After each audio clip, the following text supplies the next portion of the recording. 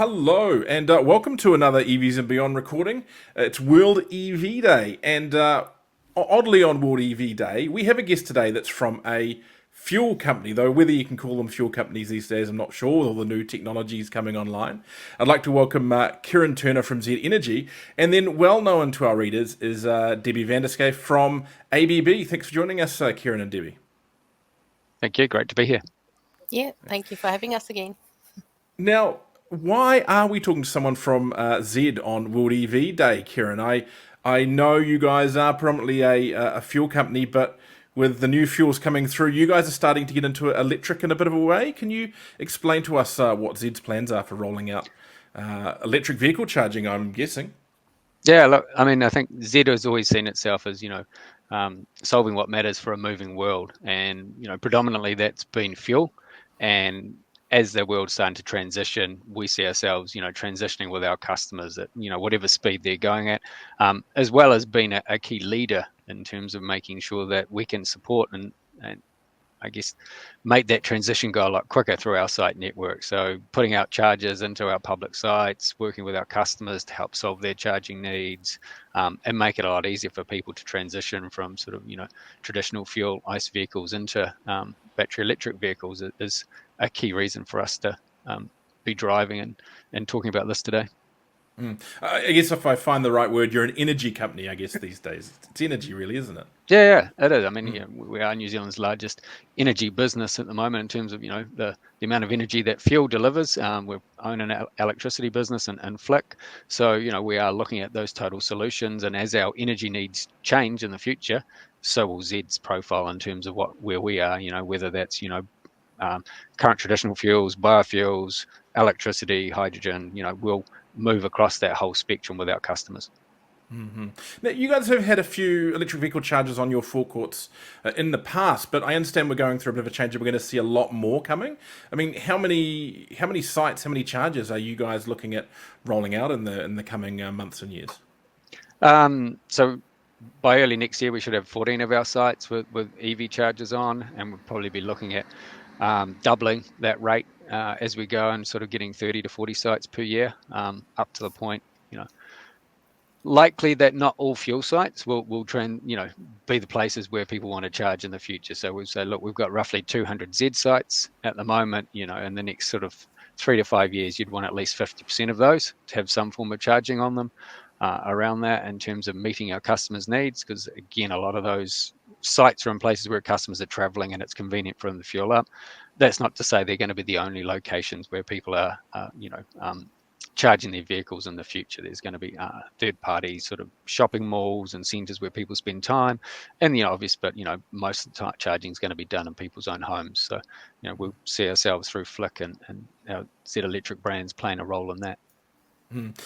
What does the research show around those charging locations? I mean, generally, are the places where people get gas currently a great place to put electric vehicle charging, or sometimes the habits don't match? I mean, what have you guys looked at as part of your research in this rollout?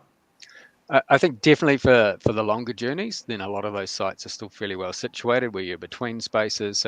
So even though you could really rationally at this and go, hey, how many kilometers are you doing? You've got to look at the human behavior point of view of actually, where do I want to stop? Where's it convenient to stop? I need to stretch. I'm hungry. I want to use the bathroom. I've got the kids. So a lot of those sites are still going to be great places for people to stop and have a break. And top up their vehicle as they're moving around. And then there's going to be some new habits in that are developing. One of the things I guess we see at the moment is that when you look at the number of EVs per charge point in New Zealand, there's a massive need for us to catch up in total across New Zealand. So, that we are underserved in a lot of our big cities at the moment for public charge points. And when you say charging at sites, are we talking one charger or multiple ability to the ability to charge multiple vehicles at one time? What are you guys targeting at the start? At a minimum, we want to be able to all of our sites that we put chargers in that you can charge at least 2 vehicles at a time, and that would generally be a CCS and a Chatamo. Our ideal is pretty much putting in 4 bay sites, so at least 2 chargers and reasonably high speed. So we've been using the rollout for the current 14 sites predominantly with the ABB 180 kilowatt chargers and that. So again, it's a good high-powered charger that allows us to, keep people moving pretty quickly. So we're trying to get that experience into a 20 minutes, max 30-minute window of, giving you a decent amount of energy and top up, 100 to 200 Ks pretty quickly, while you can get a coffee or have a quick break and keep moving. I'll bring you on this at this point, Debbie. I mean, is is there much of a future for 50 kilowatt DC charging at a lot of these, high use sites now, or do companies really need to be moving up to that, 180 and beyond kind of level? Well, we're in this transition period. A lot of New Zealand still have the second-hand leaves from Japan. That is our fleet, and that's not going to change in the next 5 to 10 years. So you still need to provide charging for those as well. And those cars charge really, really slowly on, say, a 180 or a 360 even. So you're wasting basically a parking space because they can't charge at those levels. They will charge, but it'll take them a lot longer. So, yeah, I think for the foreseeable future, we still need the 50 kilowatt. And then, I mean, after that, the battery technology changes every day, basically. So there's a lot more that they can fit into one battery cell. The batteries are getting smaller, and the energy delivered is getting bigger. So eventually they will be phased out, I think. But for the foreseeable future, I think there is still a need for the 50 kilowatt. So it sounds like the 180 is going to make up the base of this Z rollout initially. Is that correct? Can you tell us a bit about that unit? I mean, what's that unit capable of? Yeah. So the 180 can charge either at 180 kilowatt for one vehicle, if your vehicle can take that amount of power, or you can split the power in two and you can charge at 90 kilowatt each. Which is perfect for most non-lease. BYDs, they charge at about 90. A lot of the European product now charges in that kind of 100 kilowatt band. It sounds like a good spot to be. Yeah, and the Z Energy is going to be an opportunity charge. So on your way somewhere, you're gonna charge. So you won't charge fully. You'll probably charge at 80% and then carry on to the next charger, wherever that is down the line. So you don't want to sit there and charge until 100%. But if you have a big car like the new Ioniq or the e-tron, then you're able to still do it in a decent amount of time and not spend, an hour at any one of the stations. Are we likely to see any of these 360s at Z sites? I mean, they are kind of a little bit charger porn as far as the industry is concerned. Do you think we might see some of those? It could be a question for Kieran, maybe, if Debbie's still trying to nudge you in that direction. Definitely keen to look at those. For us, it's going to be the right charger for the layout and those things. So, but we've got sites, like I say, we're putting in a lot of our sites too. 180 kilowatt chargers. So we look at some going, actually, does it make more sense to put in a 360? As we start to think about the heavy vehicle network as well, so we're starting to see the introduction of some more heavy vehicles onto the roads. Some of those will get up to higher charge speeds. We'd definitely be wanting to look at those 360s and some of our key sites that are serving both heavy vehicles and light passenger vehicles. So you will be developing sites where trucks can charge. Generally a lot of chargers are positioned in a place that doesn't necessarily make it easy for trucks to charge. You might have some located in a drive-through kind of ability, like a traditional pump. Haven't quite got to drive-through yet, but we are definitely looking at that for a couple of sites. And I guess it's always an interesting trade-off as to how it often looks like there's a lot of space on some of our sites, but they are quite tight by the time you look at where the fuel tanks and hazard zones and those things are. We've got a couple of sites that we're developing that will not be necessarily drive through, but can take at least a 30 to 40 ton truck, or the smaller size vehicles like the e-canters that are running around those things. So, and that's in locations like in South Auckland where there's more of a commercial base. And then starting to look at some of our other sites like around Te Rapa and places like that, and Z Rotakaui, which we're developing to make sure that how we lay these out at least allows for a bigger vehicle to get in. I think there's a bit of a EV towing community building that will be excited to hear that, because I think the tag on the EV towing page in New Zealand is #NeverUnhook. So they'll be excitedly awaiting those charges where they can just drive through or manage to squeeze in without having to take their trailers off. Yeah, so they can hopefully have a crack at Wirry Station Road and let us know how that works once we get the charges in there early next year, and see if that works for them. Because again, that was something we looked at, going, we know there are folks that it's a legitimate use case. You don't want to have to, be towing a trailer around and then have to unhook it every time you want to charge up. You don't have to do that today with a fuel vehicle. So we're definitely looking at that at some of our sites, but some sites are certainly constrained and won't be able to offer that. Why ABB, Kieran? I mean, why did you go in that direction? There's a lot of charger providers out there. What appealed to you from the ABB brand? A good, strong local support in terms of the known brand, good reliability in that. So we look really, uptime is really important, and getting a product that had a good track record. So ABB's got a really good track record, one of the market leaders in terms of the sort of 2 or 3 best, I think, chargers out there. For that, getting that support was really important to us. And that 180, we just feel like it's a sweet spot at the moment. So I think, getting a good product in there that, we're probably investing a little bit ahead of the curve in some of our sites of the capacity that we're putting in terms of the 4 spaces and that.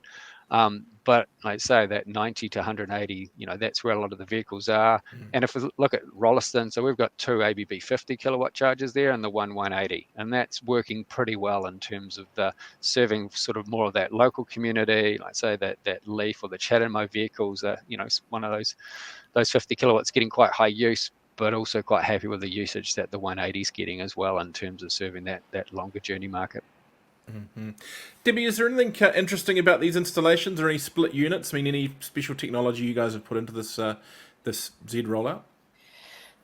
Well, no, it is basically what Z wanted, and each site I think will probably look a little bit different because of their power capacity to the site. So that's the most important thing, that you don't have to upgrade all the infrastructure. So Rolleston was a good site to start with because it was a brand new site and they made sure that the power capacity was there. But it was basically, what Kieran and his team wanted and what they saw would be the future for now, to start the rollout. And I mean, ABB does basically everything from 24 to now 360 kilowatts. So it was up to the customer to decide what was really going to work for their model and how long they want people to stay there, and they want to attract not just the bigger cars but also the smaller, still to service the smaller vehicles as well. Now, Kieran, currently, most electric vehicle chargers do kind of end up at the edge of the forecourt parking lot. I'm not sure exactly what the layout is at all of your sites. How long do you think before those charging units creep towards and creep onto the actual main forecourt where the petrol pumps are? I mean, we've seen that overseas where some pumps have been replaced by chargers, or in some cases all pumps have been replaced by chargers. Have you kind of got a theory about how long that might take before you pull up at under the roof, basically, to get your EV charge? Yeah, it's definitely something that we're challenging ourselves on at the moment. And we're doing some work firstly on the regulations around that. So there's obviously what are the, you've got electricity pump, petrol pump, there's going to be some distances that we have to look at. And is the current distance that we have between pumps adequate? Can we actually fit that in? So we've got a team looking at that at the moment. And then there's kind of that volume trade-off. We've also got canopy space in front of those stores. So we, might be able to certainly get people under canopies, not necessarily in the fuel lane, but as close to it as we can. So, there's definitely sites that as we see drop off in terms of fuel volumes, it's going to make sense for us to basically put charging into that canopy space. First thing for us is to solve it technically. We're also looking at, what sort of canopies can we actually put out over the current EV. If you're putting an EV, for us, we've generally got some parking spaces next to our stores. So actually that's a good spot to actually close to the store. They're often uncovered. So can we find a way to put some cover over those? So it's a good challenge for us to look at the moment around all the planning consent rules and allowing vehicles to come in and out of those sites easily. I mean, how long is it kind of within the current planning forecast that potentially we could see a Z Energy station that only has electric vehicle chargers on the forecourt? Well, ECA's got a funding round at the moment where they're definitely looking at sort of cluster sites and new to industry type sites. So I think that's, definitely something that we're interested in looking at in terms of, setting those up. And I think, we will have new to industry sites. We're not going to be building lots of fuel sites, but there's bound to be new sites coming through. And we'll probably see the mix looking different on those new to industry sites as they come in, being, maybe more 50-50 in terms of those splits. So it allows us to design something, from the ground up as opposed to it being an add-on around that. But I'd like to see in the current next to two to 3 years that we'll be definitely having some EV chargers under canopy in traditional lanes. So potentially Z Energy and ABB together could be in the mix for bidding for that funding for those charging hubs. We'll certainly put our name forward in terms of, talking with ECA to keep that conversation going. I think, there's a need for some bigger cluster sites around the country, around the truck stops and for actually solving the how you get that amount of grid power to a site cost effectively. That's going to be the biggest challenge that we have in powering up these sites. So it's expensive to add in a couple of 180 kilowatt chargers and 4 bays, so you get to the point where you're trying to turn that into a site that's probably got 4 times that amount in terms of the capacity of throughput you want. You're talking a serious engineering feat with a lines company. I imagine, Debbie, you'd probably understand the technical side particularly well. I mean, have you guys started looking at the challenges around, when service stations and charging hubs start putting in large numbers of charges? I mean, how Yeah. challenging does it get? Yeah, it does. And like I've said previously, you seem to be like the fund police. This is what we need, but this is what you can have based on your power capacity. And it is something that we look at working with some of our partners that can provide maybe a containerized solution that we can drop there. And alleviate especially those at the end of a line, and that will cost a lot of money to extend the line and put more power to that site.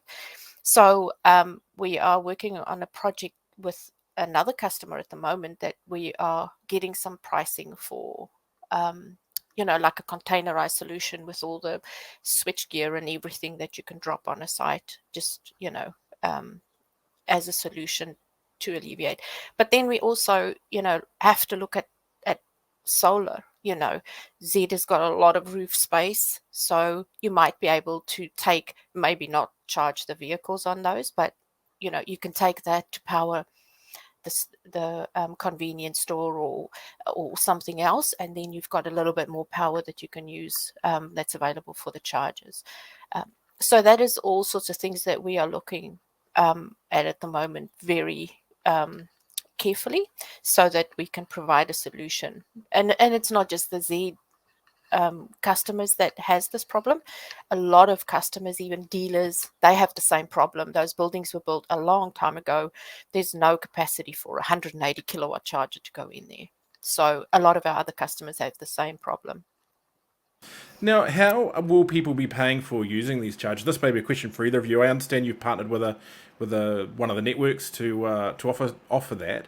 How's that going to work at this stage? Yeah, so we've partnered with OpenLoop to build our back-end, front-end platform around that. And so that will be, we've got a white label version of that will be launching later this year. So you'll have a Z charging app. You'll be able to, download that app, and much like you do with ChargeNet or the other apps in that today, is basically use that to start with. It'll be a sort of a top-up wallet, but on the roadmap pretty quickly following that is the get to pay as you go. And we've obviously got our business customers as well, and we'll get to the business customers where they can actually have a monthly accounts with us, etc., and connect up their Z business cards into that app over time. So giving people a pretty good suite of functionality around that, and theoretically in the future looking at the different bundled offers we might be able to put out there.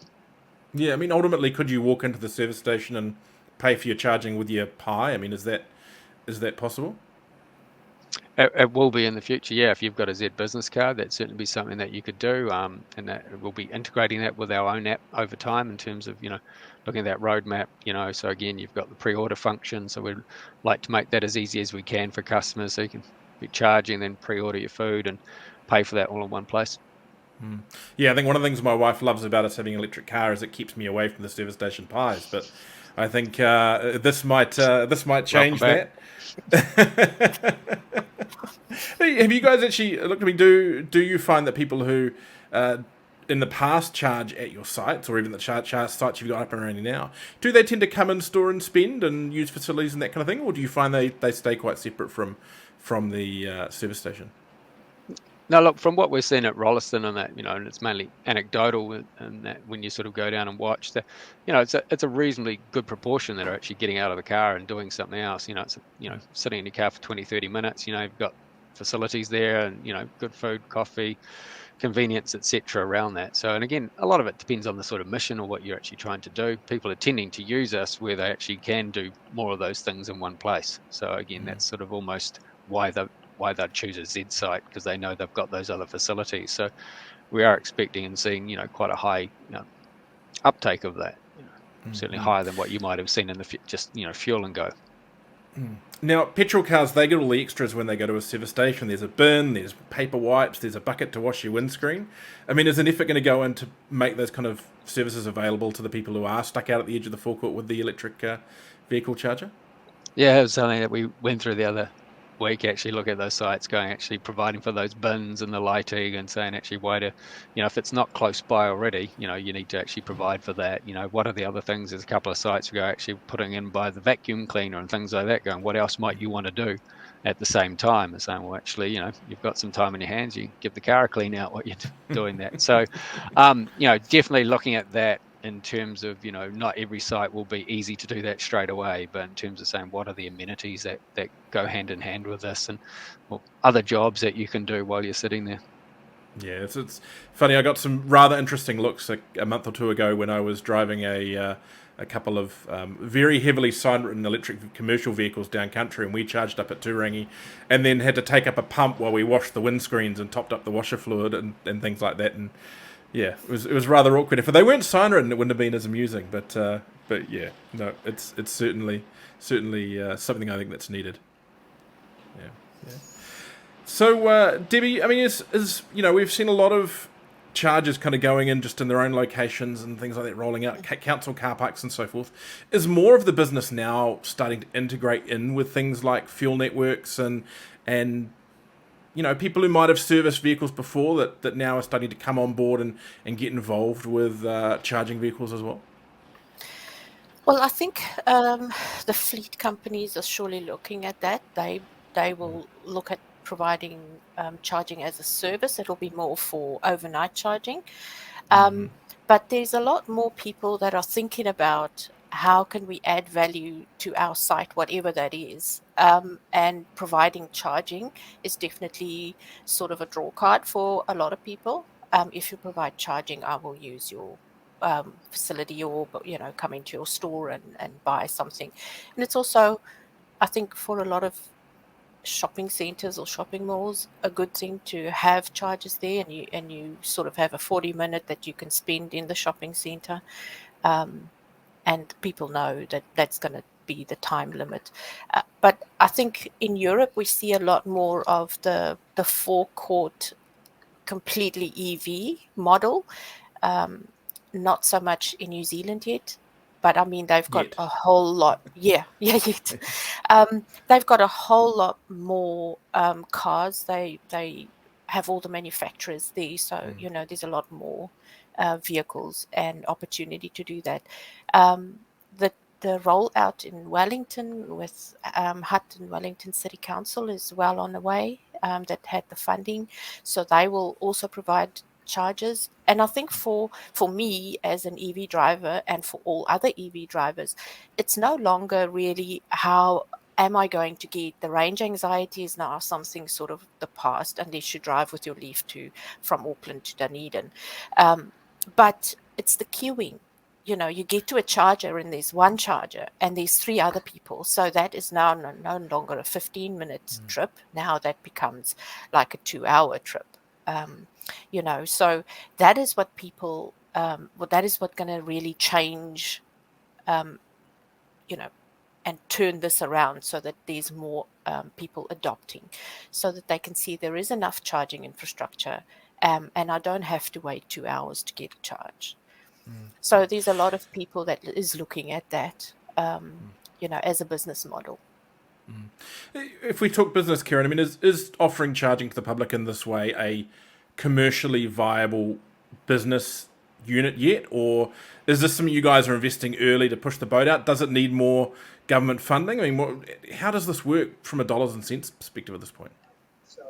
I mean, we've been really lucky to get some eco funding to help at the start, because it is high capital costs. So Rolliston's a good example where the government and eco came on board and funded that, and 7 of the next sites that we're rolling out. So I think that helps soften the blow, because it's one of those things where you've got quite a high capital cost up front and a very nascent small market. So the market's not really there yet for the amount of capital that you have to spend. So it's very much a long-term investment for us, and often, as I said before, investing ahead of the curve in terms of the amount of capacity, so that we can solve those queuing problems, or at least make sure that then they don't grow as fast as they could around that. So yeah, it is going to take time, and but we want to be there for our customers with their transition, and want to position ourselves for that, and rather than waiting for that to get to the point where it's commercially viable, want to be investing early into that. Now, just to wrap up, so Rolliston's already open. Can you just give us a run through of some of the sites that are imminent, or may already have their doors open? If you could run through those. So Rolliston's open. We had a relationship with ChargeNet where we had 6 sites there that and we got to the point where we said, hey, it makes sense for Z to put its own stuff back into those sites now. So we've been going through that process. Vivian Streets should be getting installed this week in Wellington. I know, but good news for the Wellington folks down there. There's been some gaps in the market there. And then we've got the other 5 sites going there, or 2 Rangi's still operating at the moment with the ChargeNet charger there, which is great. And we'll swap those out in October, November. We've got a couple of sites coming into Hamilton later this year, sort of K Drive and Rotokari around Te Rapa, so kind of each end of Hamilton. And 1 Sense, and then we'll be looking at Kumea and Warkworth around the sort of northwestern fringes of Auckland, as well as Wirral Station Road, for that sort of serving that commercial market, and sort of a lot more of the bigger vehicles that we're going to see coming on, all the post E-vans and things like that, and those sort of courier vans and stuff that you're going to see in the future. That's sort of our site there to actually start trialing and learning about that. And then out across to sort of Cambridge, Hautapu, and into Bethlehem and Tauranga. So, starting to spread that network out. So certainly in that top half of the North Island, and then we've started to do the planning for more sites in that top half, but also, building out from Christchurch and Wellington in terms of those radial networks. As someone who lives slightly to the north, I'm very excited about Warkworth. That's going to be super handy, because it's nice and close to the entrance of that new motorway. So it is really good if I forget to charge at home. So look, thank you so much for joining us today. That's really cool, a really cool project. Really great to see ABB and Z Energy working together on getting some great infrastructure rolling out there, and great to understand a little more about how traditional energy companies are moving into this new world. So thanks for joining us, Debbie Vanderscape from ABB and Kieran Turner from Z Energy.